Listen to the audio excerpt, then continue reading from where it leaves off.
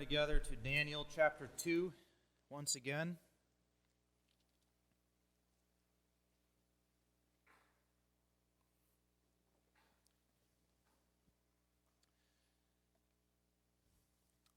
The text tonight is going to be verses 31 to the end of the chapter, which gives us the content and interpretation of Nebuchadnezzar's dream, as well as Nebuchadnezzar's response to Daniel's interpretation of that dream.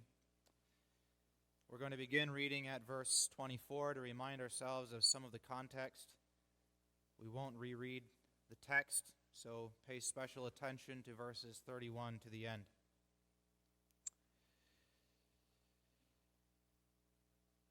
Therefore Daniel went in unto Arioch, whom the king had ordained to destroy the wise men of Babylon. He went and said thus unto him, Destroy not the wise men of Babylon. Bring me in before the king, and I will show unto the king the interpretation. Then Arioch brought in Daniel before the king in haste, and said thus unto him, I have found a man of the captives of Judah that will make known unto the king the interpretation. The king answered and said to Daniel, whose name was Belteshazzar, Art thou able to make known unto me the dream which I have seen, and the interpretation thereof? Daniel answered in the presence of the king, and said, The secret which the king hath demanded cannot the wise men, the astrologers, the magicians, the soothsayers show unto the king. But there is a God in heaven that revealeth secrets, and maketh known to the king Nebuchadnezzar what shall be in the latter days. Thy dream and the visions of thy head upon thy bed are these. As for thee, O king, thy thoughts came into thy mind upon thy bed, what should come to pass hereafter, and he that revealeth secrets maketh known to thee what shall come to pass. But as for me, this secret is not revealed to me for any wisdom that I have more than any living, but for their sakes that shall make known the interpretation to the king, and that thou mightest know the thoughts of thy heart. And now we come to the text of the sermon. Thou, O king, sawest, and behold, a great image. This great image, whose brightness was excellent, stood before thee, and the form thereof was terrible. This image's head was of fine gold, his breast and his arms of silver, his belly and his thighs of brass, his legs of iron, his feet part of iron and part of clay. Thou sawest till that a stone was cut out without hands, which smote the image upon his feet that were of iron and clay, and brake them to pieces.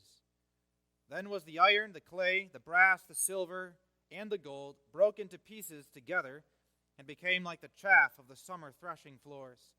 And the wind carried them away, that no place was found for them. And the stone that smote the image became a great mountain, and filled the whole earth. This is the dream, and we will tell the interpretation thereof before the king. Thou, O king, art a king of kings. For the God of heaven hath given thee a kingdom, power, and strength, and glory. And wheresoever the children of men dwell, the beasts of the field and the fowls of the heaven hath he given into thine hand, and hath made thee ruler over them all. Thou art this head of gold. And after thee shall arise another kingdom inferior to thee, and another third kingdom of brass, which shall bear rule over all the earth. And the fourth kingdom shall be strong as iron. For as much as iron breaketh in pieces, and subdueth all things, and as iron that breaketh all these, shall it break in pieces and bruise.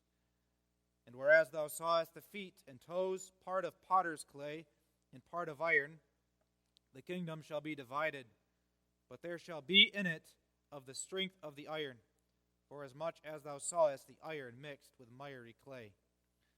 And as the toes of the feet were part of iron, and part of clay, so the kingdom shall be partly strong and partly broken. And whereas thou sawest iron mixed with miry clay, they shall mingle themselves with the seed of men, but they shall not cleave one to another, even as iron is not mixed with clay. And in the days of these kings shall the God of heaven set up a kingdom which shall never be destroyed, and the kingdom shall not be left to other people, but it shall break in pieces and consume all these kingdoms, and it shall stand forever.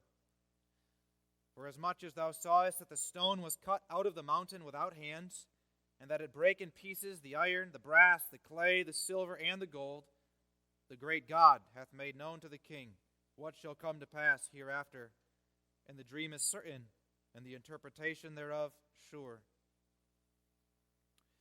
Then the king Nebuchadnezzar fell upon his face, and worshipped Daniel, and commanded that they should offer an oblation and sweet odors unto him.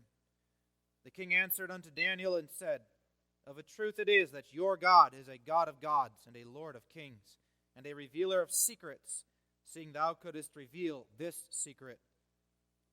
Then the king made Daniel a great man, and gave him many great gifts, and made him ruler over the whole province of Babylon, and chief of the governors over all the wise men of Babylon. Then Daniel requested of the king, and he set Shadrach, Meshach, and Abednego over the affairs of the province of Babylon. But Daniel sat in the gate of the king. Thus far we read in God's holy word. May God bless the reading of his word to our hearts.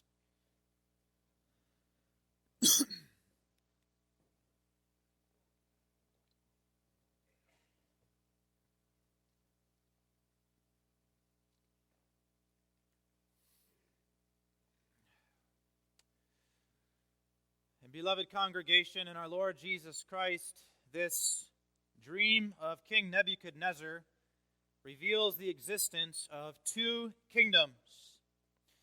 The first kingdom appears in Nebuchadnezzar's dream as a tremendous and beautiful statue of a man. That kingdom is the kingdom which manifests itself today in the leaders and the politics and the news and the events and the culture of the world in which we live. Now, as we look around the world and see many flags and boundary lines that divide the nations and countries from one another, we might conclude that there are, in fact, many kingdoms in the world. And Daniel, too, when he lived in Nebuchadnezzar's court, could survey the world and see many other small kingdoms, some kingdoms outside the reach even of the great Babylonian Empire.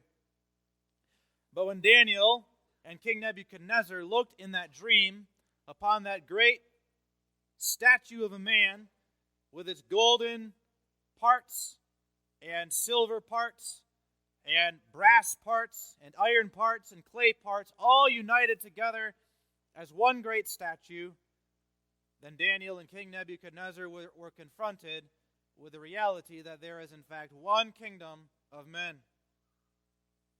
The second kingdom in the dream appears as a small stone cut from a mountain without hands.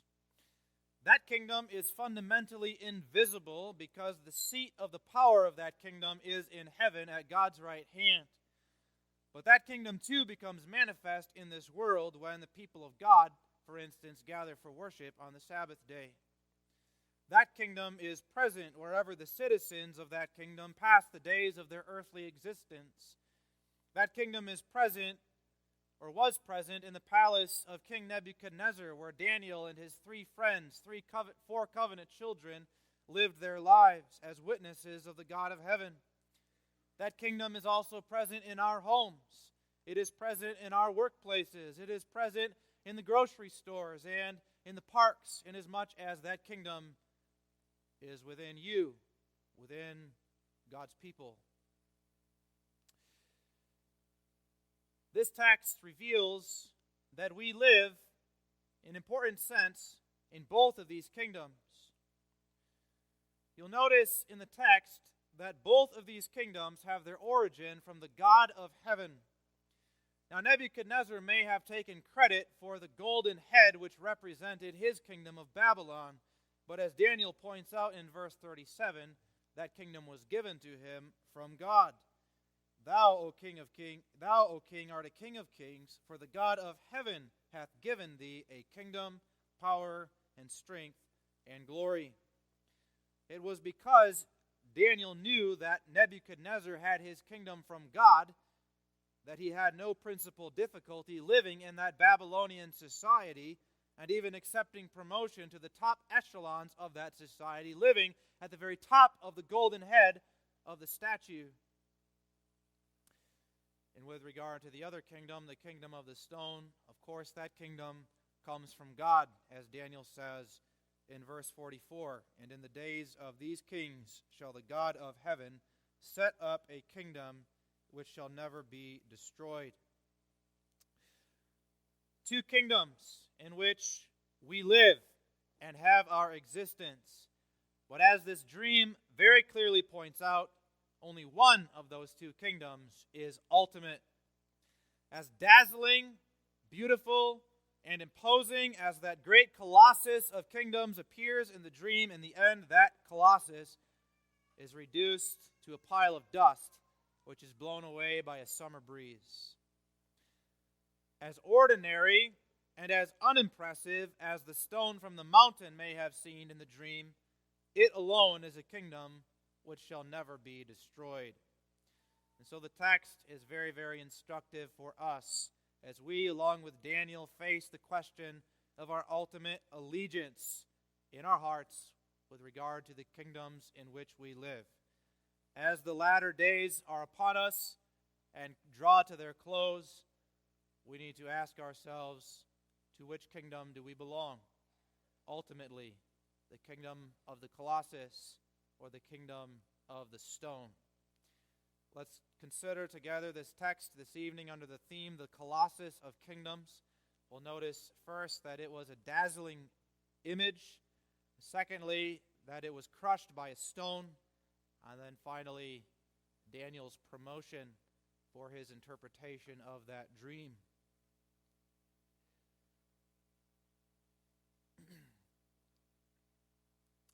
Nebuchadnezzar, in his dream, saw an image made of several parts. First of all, he saw a head that was made of gold. Now, gold is the most valuable of metals, making it the biblical symbol for glory and magnificence. The kingdom of Solomon was so magnificently rich that everything in that kingdom was covered with gold, and silver was counted for nothing in his days because gold was so plenteous. Now the head of King Nebuchadnezzar's Colossus is fine gold, according to verse 32, which means that it was devoid of all impurities. A jeweler nowadays would call it 24-karat gold. It was 100% pure, and therefore that magnificent head shone brightly in the sunlight with yellow, bright luster. Under that head, Nebuchadnezzar saw silver and he saw brass. The arms and the chest of the image were made of silver, and though silver was counted for nothing in Solomon's kingdom, and though silver is very clearly less valuable than gold, silver is still a valuable and coveted metal. Under the arms and the chest, the belly and the thighs of the image were made of brass, or bronze would be an appropriate translation of that word. Think of the belly and the thighs as the color of a copper penny. Now, bronze is a very strong metal and very, very workable metal. Bronze was so commonly used in the ancient world, for instance, that there is an entire age of history that is known as the Bronze Age, because bronze was so common. At the bottom of the image, underneath the torso, there were legs of iron. Iron is not necessarily beautiful, but iron is strong. Iron is even stronger than bronze, much stronger than bronze, in fact. In the Old Testament, an army with chariots of iron was an unstoppable force, as we have seen in our Bible study when we studied Judges 1. The Israelites were not able to stop the army that had the chariots of iron. And it is said in Psalm 2, verse 9, that the Christ shall break his enemies with a rod of iron. Add the strength of iron to the power of the legs, and what you have is a symbol of absolute dominance. But the iron was not pure in the feet of the image. The feet and the toes were partly made of iron and partly made of potter's clay. When the clay of a potter hardens, it is brittle and therefore easily shatters. Maybe some of the children here have been busy setting the table for Mom, carrying ceramic dishes from the counter to the tabletop, and they've accidentally dropped that ceramic plate, and they heard a loud crash, and they saw that plate shatter into 1,000 pieces. Clay is brittle and easily shatters. So when potter's clay was mixed with iron in the feet of the Colossus, it made for very precarious and unstable footing. Now Daniel interprets the significance of these several parts of the great image. First of all, he identifies King Nebuchadnezzar as the head of gold. Verse 37, Thou, O king, art a king of kings, for the God of heaven hath given thee a kingdom, power, and strength, and glory. And wheresoever the children of men dwell, the beasts of the field and of the fowls of the heaven hath he given into thine hand, and hath made thee ruler over them all. Thou art this head of gold. Now, on the one hand, Daniel has in mind the kingdom of Babylon over which Nebuchadnezzar ruled. The kingdom of Babylon itself is truly a kingdom worthy of this description as a head of gold. Revelation 18, verses 12 and 13, describes Babylon in typical fashion, but describes what we are to think of Babylon also in Nebuchadnezzar's day with these words, that it was a kingdom with merchandise of gold and silver and precious stones and of pearls and fine linen and purple and silk and scarlet and all tie and wood and all manner of vessels of ivory and all manner of vessels of most precious wood and of brass and iron and marble and cinnamon and odors and ointments and frankincense and wine and oil and fine flour and wheat and beasts and sheep and horses and chariots and slaves and souls of men. A long laundry list of items which is meant to impress us with the external beauty and glory and richness of Babylon as it was represented finally in the anti-Christian kingdom, but also as it was represented in the days of King Nebuchadnezzar.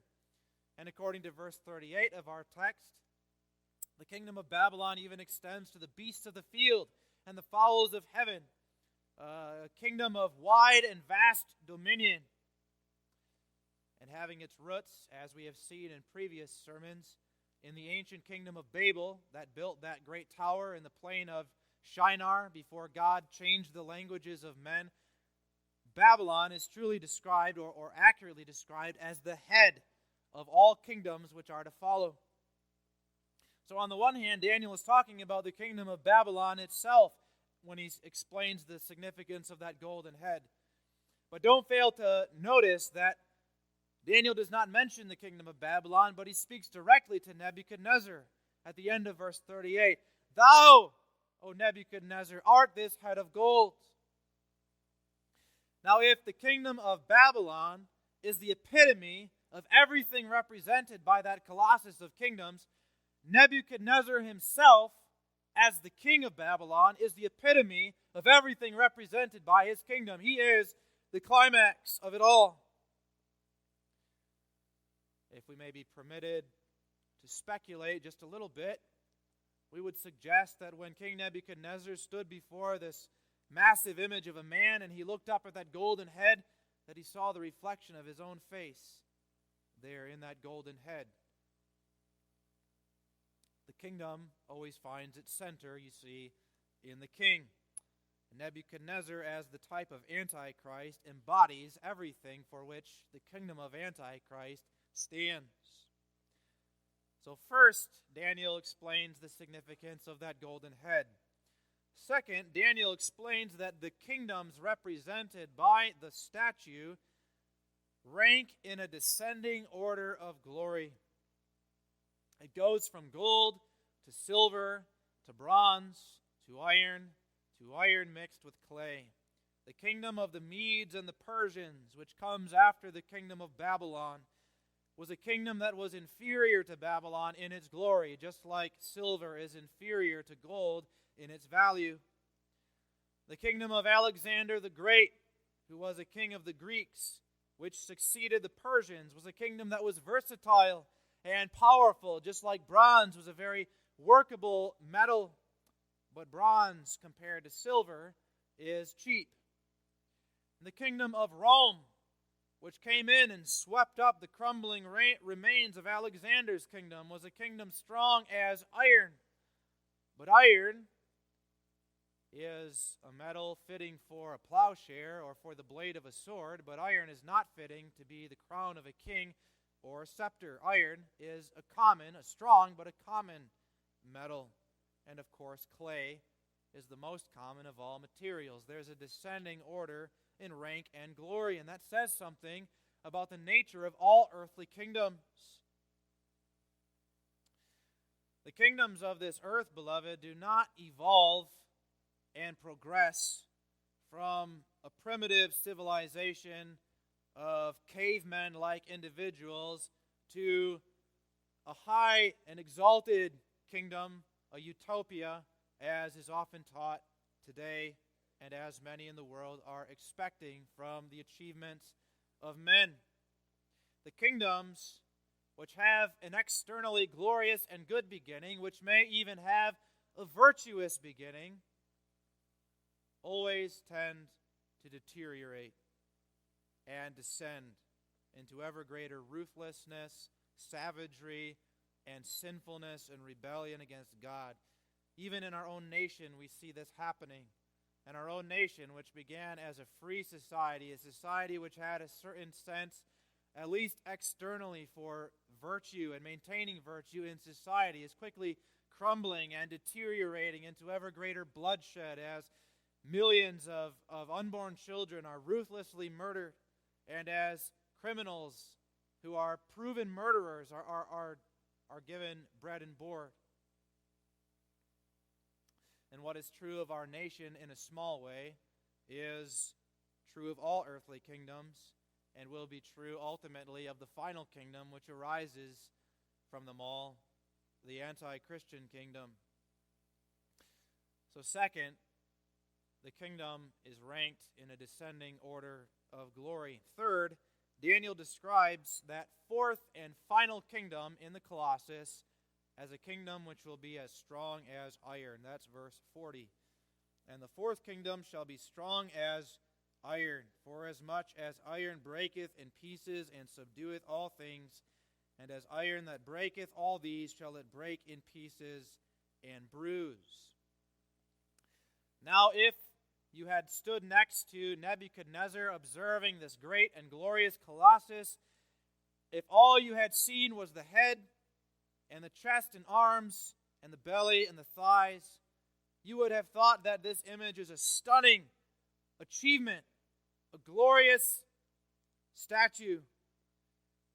We hand out gold medals and silver medals and bronze medals to champions of the Olympic Games and other competitions. Sure, silver is not as valuable as gold, and bronze is cheap compared to silver, but silver is still valuable, and bronze still shines brilliantly in the sun when you polish it up. And they're all connected to that stunning golden head.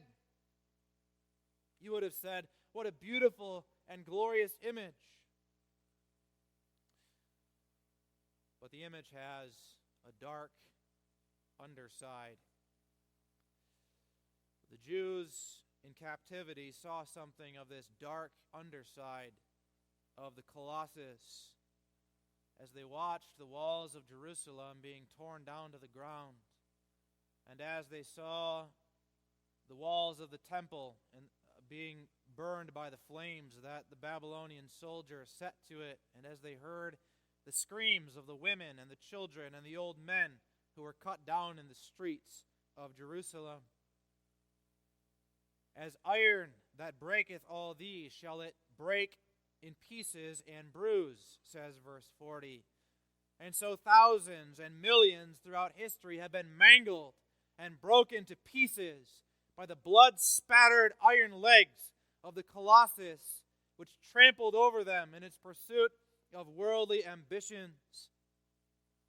It was especially in the days of Rome. It was in the days of all of those kingdoms, Babylon, Persia, Greece, but especially in the days of the Roman Empire, that the use of force and administration to accomplish the will of the kingdom was perfected to a science. Simply observe the Roman Empire's preferred method of inspiring terror over the multitudes of its citizens. A rough wooden cross with iron nails. But Nebuchadnezzar did not only see parts.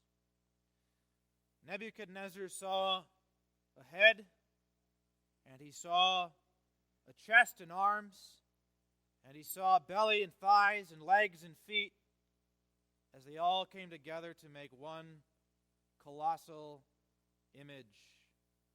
Verse 31, which introduces us to the Colossus, could accurately be translated this way, that thou, O king, sawest, and behold, one great image. The unity of the image is emphasized in the text. It was a great image. In the next chapter, Daniel chapter 3, we will see Nebuchadnezzar, possibly under the influence of this dream, constructing another great image, another colossal statue. And in verse 1 of the next chapter, we see that colossal statue is 60 cubits high and 6 cubits wide. 60 cubits is 90 feet. 90 feet tall. If you've ever stood next to the Statue of Liberty in New York City, the Statue of Liberty, if you measure from the bottom of the feet to the crown of the head, is 110 feet tall. That's not including the torch above her head or the pedestal below, but from the feet to the top of the head, 110 feet. Just 20 feet shorter than the Statue of Liberty was the statue that Nebuchadnezzar would build as he was thinking about this colossal statue in his dream. The technical term for a massive statue of a person is a colossus, which is why we chose that word for our theme tonight. This colossus, this possibly 90-foot tall statue in an open, visible plain surrounded by mountains, would have been seen for miles around. It was a monument. Being so huge, this colossus was also intimidating and imposing. Verse 31 says that the colossus, the form thereof, was terrible. Remember that when Nebuchadnezzar woke from his dream in the middle of the night, that his sleep brake from him and his spirit was troubled. That was verse 1 of Daniel chapter 2. His spirit was troubled and his sleep brake from him. Just think about how small you feel if you've ever stood next to a great statue like the Statue of Liberty, or maybe if you've never been to New York City, maybe you've been to the Frederick Meyer Gardens and you've stood next to that great horse, the Da Vinci horse. Now, magnify that Da Vinci horse by 3 or 4, and that's how small you feel standing next to this colossal statue. And Nebuchadnezzar knows that it's not just a statue, but this is a dream sent to him from God. And he was terrified by what that statue represented. It was awe-inspiring. And it was also bright, dazzling bright. Verse 31 says that the brightness of this image was excellent, or it was exceeding bright, would be another appropriate way to translate that. And that makes sense when you consider that the image from head to toe was composed of metal, shining bright metal, shining bright gold and silver and bronze and even iron. And when you polish up bright metal and have the sun reflect upon it, it's a dazzling effect. To look at that golden head on a bright sunny day would have hurt the eyes. So even though this Colossus was massive and imposing and even awe-inspiring, it was also very, very beautiful and striking in its appearance. But it was one image. One image. That's important. A dispensational eschatology likes to major on the various parts of the image and even sees in the parts of the image a sort of timeline and breaks things down into times and periods and tries to draw significance from every little nitty-gritty part of the image. It even draws significance from the 10 toes, the supposedly 10 toes of the feet of the image, and compares them to the 10 horns of one of the beasts in Daniel chapter 7, which we will consider later on in our series. But this dream, this text, does not emphasize the parts, even though it has the parts in view, but it emphasizes the unity, the oneness of the Colossus. It emphasizes that all of these parts come together to make one whole. Babylon and Persia and Greece and Rome and all other earthly kingdoms, including our kingdom and including finally the kingdom of Antichrist itself, are really fundamentally one kingdom. That's the kingdom represented here in Nebuchadnezzar's dream. So that unity of the Colossus is also very, very significant. Notice, in the first place, that this one kingdom is also given by the God of heaven.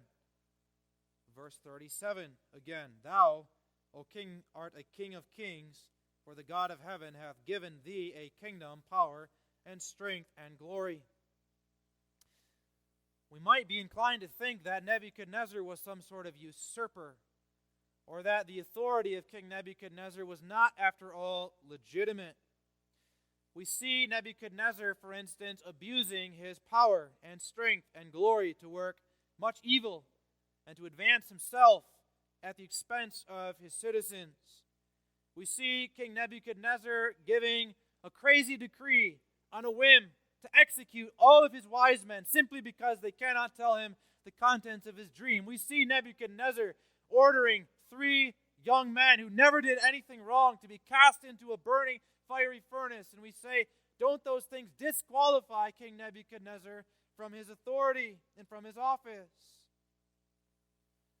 Maybe we think similar things about the men and women who hold political office in our own lands or in the other lands of today's world. When our preferred candidate sits in the White House, then we keep our mouths shut. But as soon as the other guy is elected, then our opinions are going to be loud. Then they're going to be passionate. Maybe they're even going to be ferocious. And everybody's going to know what we think about that president or that congressman, or what he says, what he did, his decisions, his decrees. It's instructive to us to note here that Nebuchadnezzar was given his kingdom from God.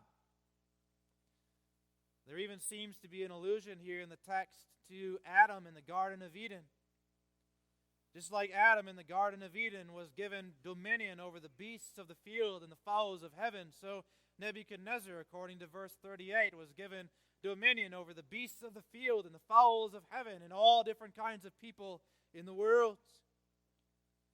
Oh yes, King Nebuchadnezzar would answer to God for the way he used his kingdom and power and glory and strength. He would stand before his Maker and give an account for everything that he did, every decree that he made. But Nebuchadnezzar did not lose his right to the throne even when he crushed his opponents with his iron legs. Neither did King Nero lose his authority when he cast Christians into the Colosseum to be killed and mangled and destroyed.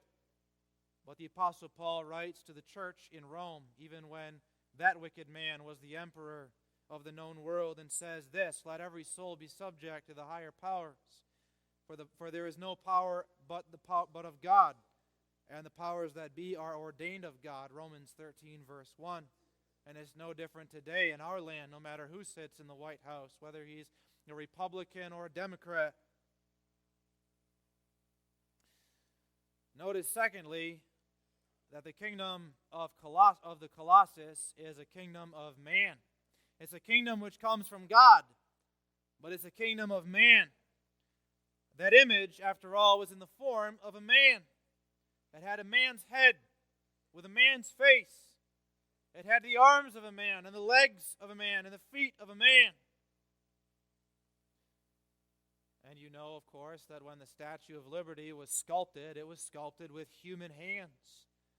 When Da Vinci's horse was set up in the Frederick Meyer Gardens, it was set up with human hands or human instruments. It's no different with the great image of Nebuchadnezzar.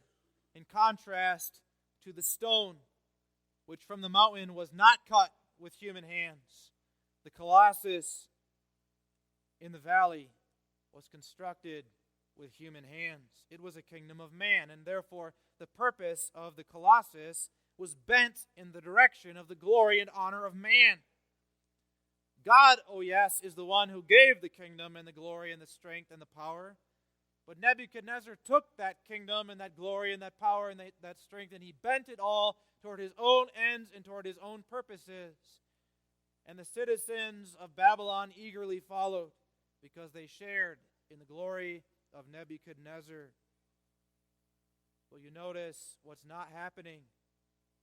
When all of the people stand amazed at this dazzling bright image, bowing down to that image of man and to that kingdom of man, what they are not doing is bowing down before the God of heaven himself, who gives that kingdom. And they are not worshiping and adoring him, who alone deserves to be worshipped and adored.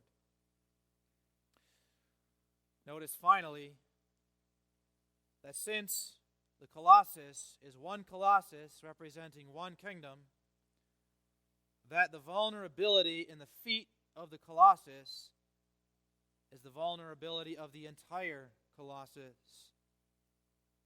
Not just of the iron legs, not just of the fourth and final kingdom, but of the entire enterprise. The iron mixed with clay, Daniel explains, is the incomplete union of the people in verse 43. And whereas thou sawest iron mixed with miry clay, they shall mingle themselves with the seed of men, but they shall not cleave one to another, even as iron is not mixed with clay. Nebuchadnezzar tried to unite all the peoples of the world under his throne. The Medes and the Persians would have a greater measure of success, expanding their kingdom and uniting the people under its rule. The kingdom of Alexander will have even greater success and expand the boundaries of that kingdom even further. And the kingdom of Rome would be the epitome of uniting the peoples of the world, people as diverse as the Egyptians in the Nile Delta and the Anglo-Saxons in the British Isles, drawing them together in one kingdom with one boundaries. And what is the United States if it is not a melting pot or a salad bowl of diverse people brought under the rule of one kingdom and one system? And what will the kingdom of Antichrist be if it is not the perfection of drawing all the people of the world together to live under one structure, one throne, one rule of one man? But they shall not cleave together, even as iron is not mixed with clay.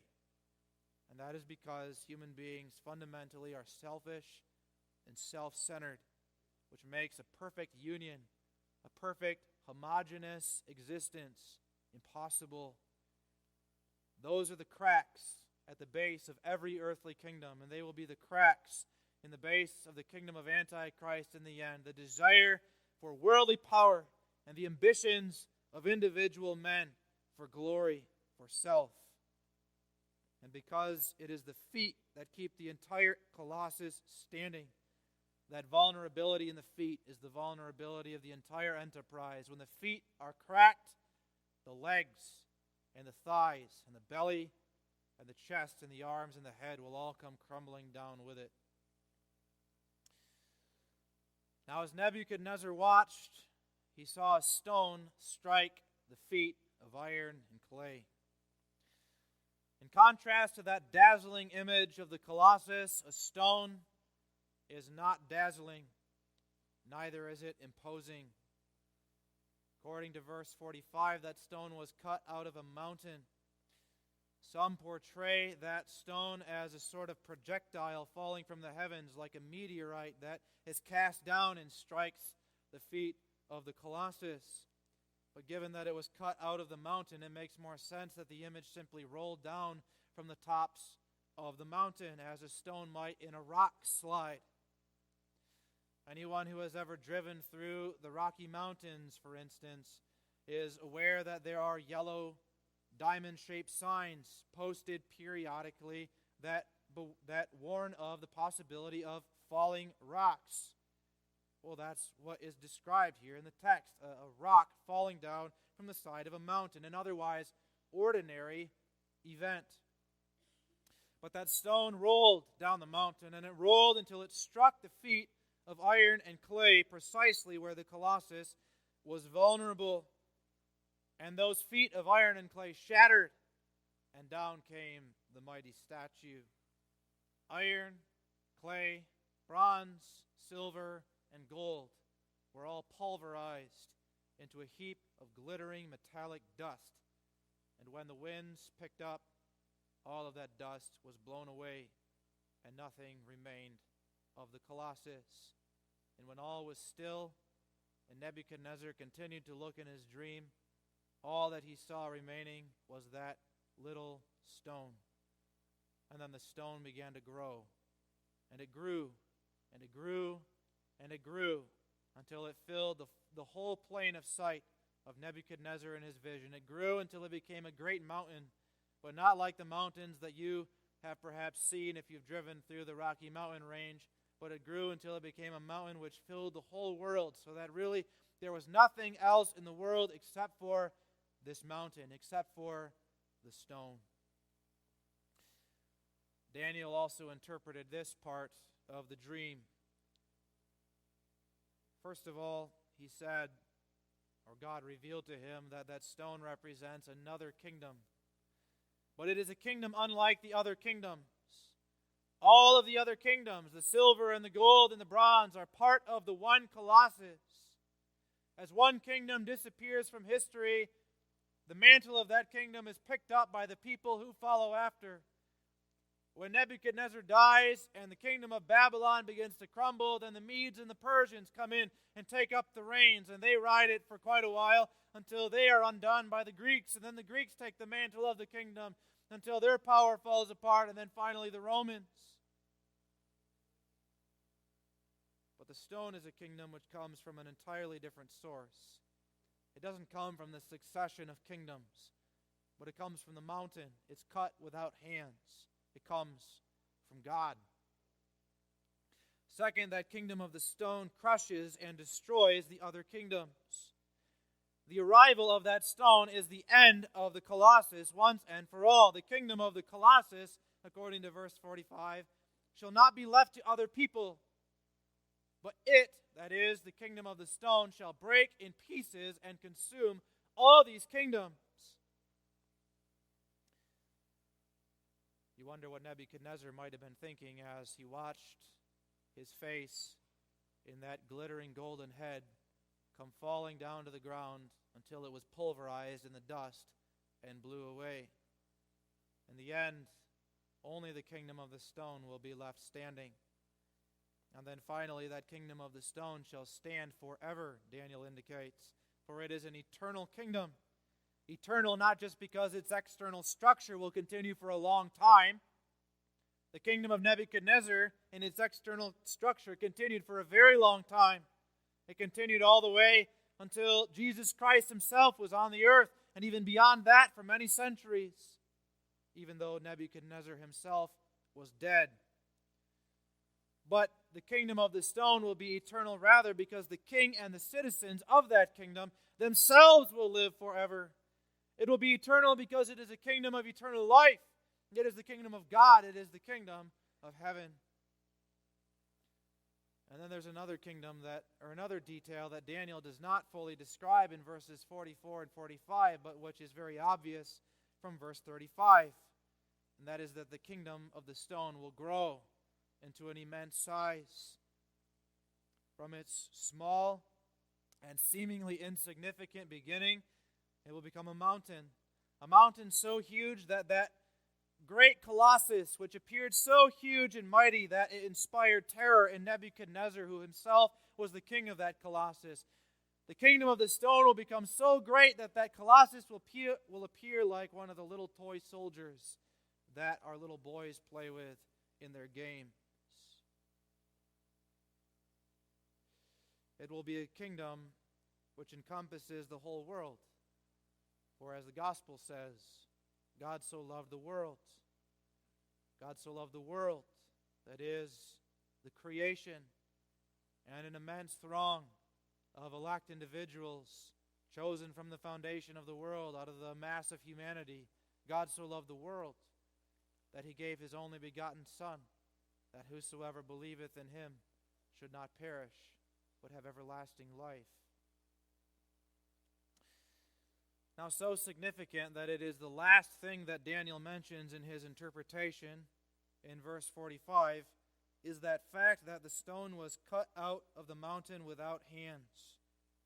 For as much as thou sawest that the stone was cut out of the mountain without hands, and that's the fact that Daniel uses to impress upon Nebuchadnezzar the sureness and certainty of the dream and its interpretation. The stone was cut without hands. The stone came from God. What an ordinary event. What an ordinary event when a little stone is broken off the top of a mountain and rolls down the side into a valley. What an ordinary event when a newborn baby is born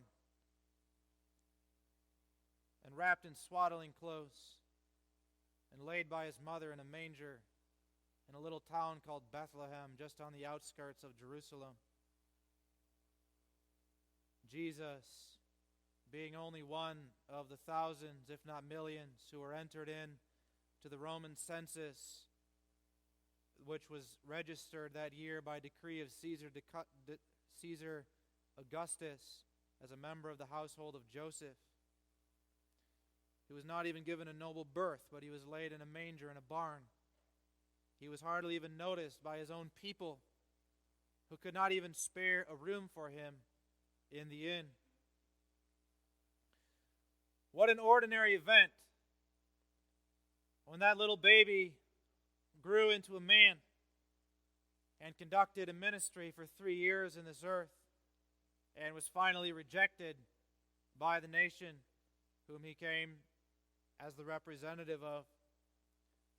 What an ordinary event, after all, when iron nails were pounded through his hands and through his feet by the ironclad Roman soldiers. If it had not been Jesus, it would have been Barabbas. And if it had not been Barabbas, it would have been some other rebel, some other insurrectionist that the Roman government decided to put down. Jesus simply joined the ranks of the thousands who were trampled by the iron legs of the Roman state in its conquest to maintain absolute power over this world. Anyone who challenged Caesar, anyone who even appeared to challenge Caesar, anyone who was even accused of challenging Caesar was liable to become guilty of the cross.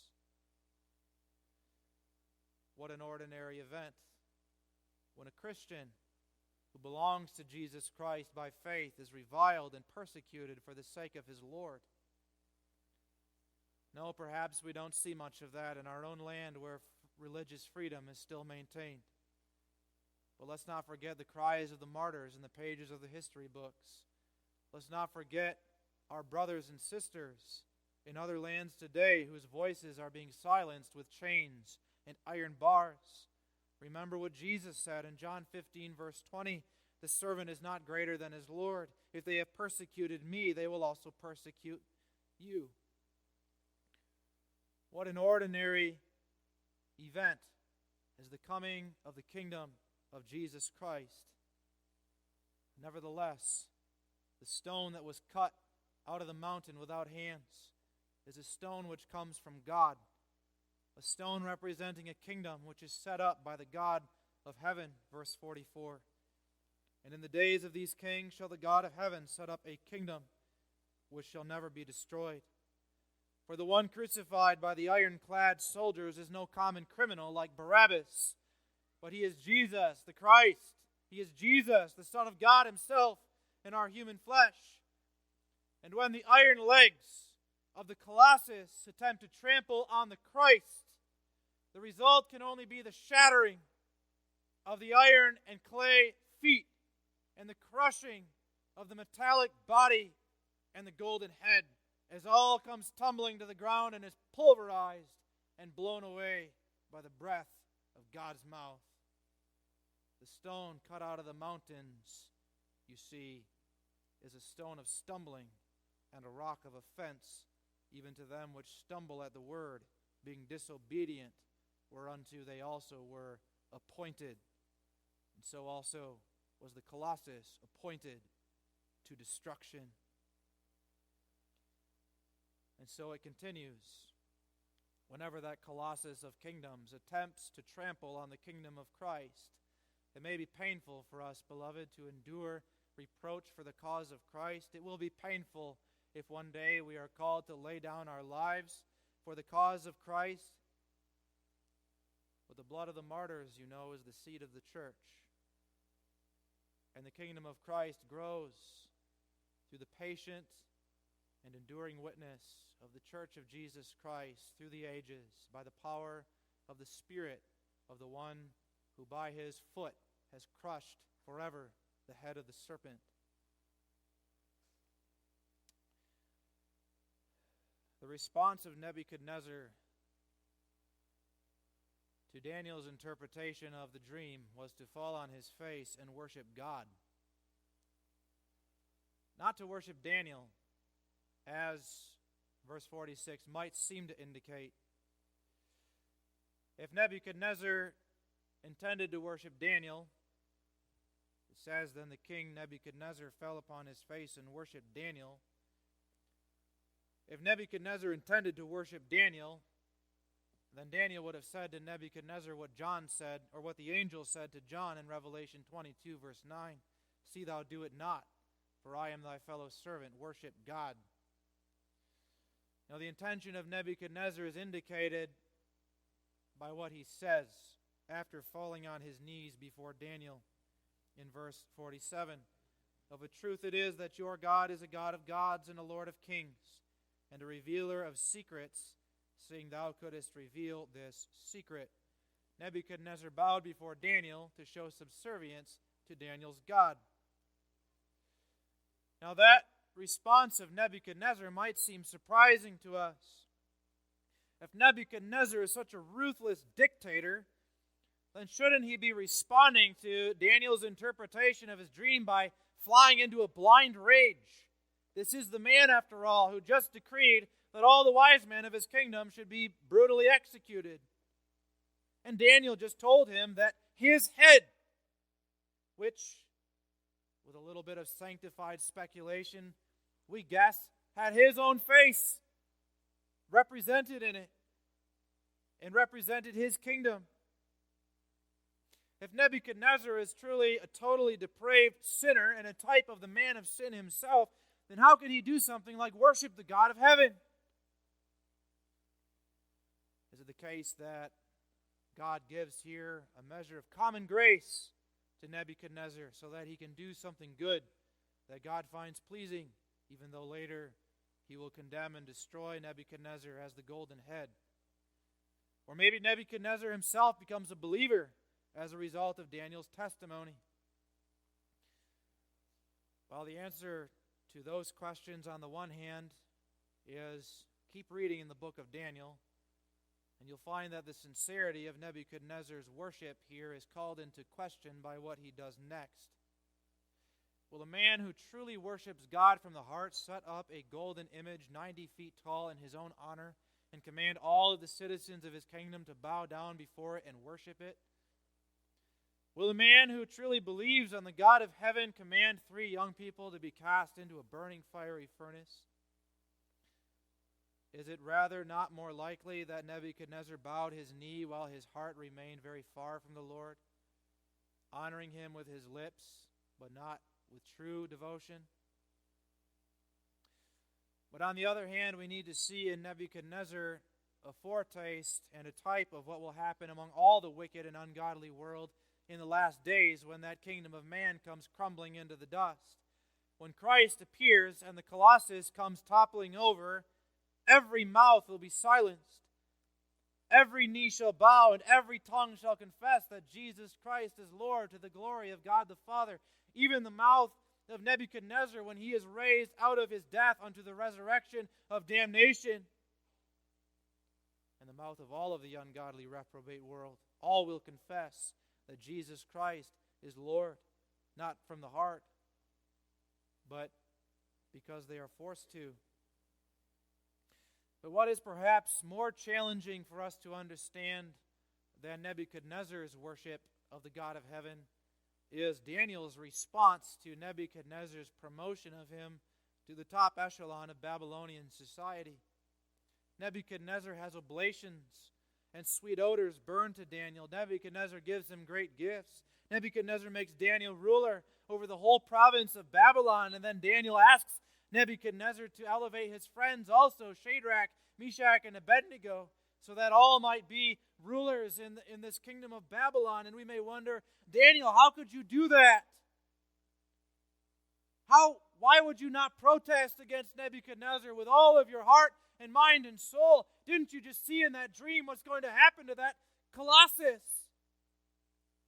That golden head is going to be smashed into smithereens by that little stone that rolls out of the mountains.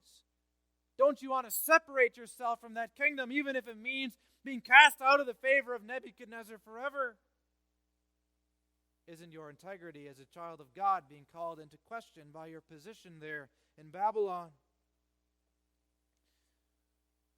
But that brings us back to the beginning of the sermon. For we see here that Daniel understood that in a very important sense, as he lives his life in this world at this time, he belongs to two kingdoms. He could, with his integrity, function in Nebuchadnezzar's kingdom. He could function even as one of Nebuchadnezzar's top officials and top advisors. He could labor even for the good and well-being of Babylon, that golden head. He could even pray for the peace of Babylon, which Jeremiah the prophet instructed the captives to do when they were in captivity. Pray for the peace of Babylon, for in the peace of that city will you have peace. And Daniel could even use his position in the top echelons of Babylonian society to promote the good and well-being of his fellow Jews in captivity.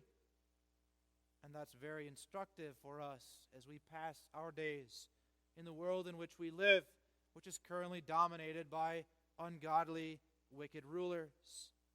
We are called to be separate from the world, oh yes, but that separation is not a physical and spatial separation. It is a spiritual separation. We are to be light over against the darkness. But even as we are not of the world, we live our lives in the world.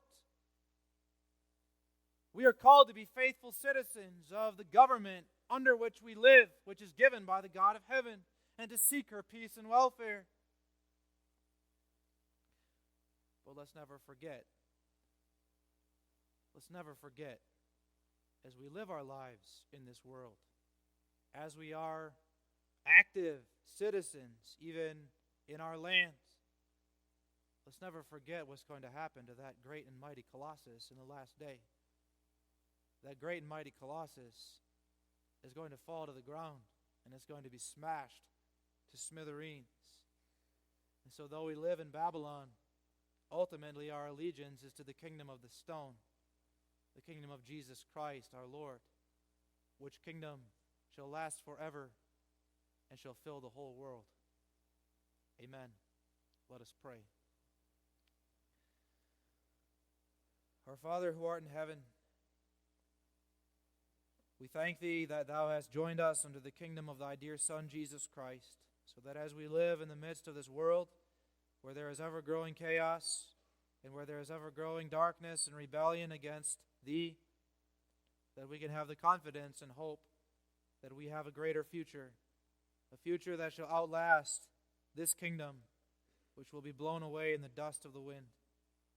We pray, give us the grace to submit ourselves unto the earthly rulers that Thou hast appointed over us, but give us the courage to press on as citizens of the higher and more glorious kingdom, the kingdom of the stone, the kingdom of Jesus Christ. Amen.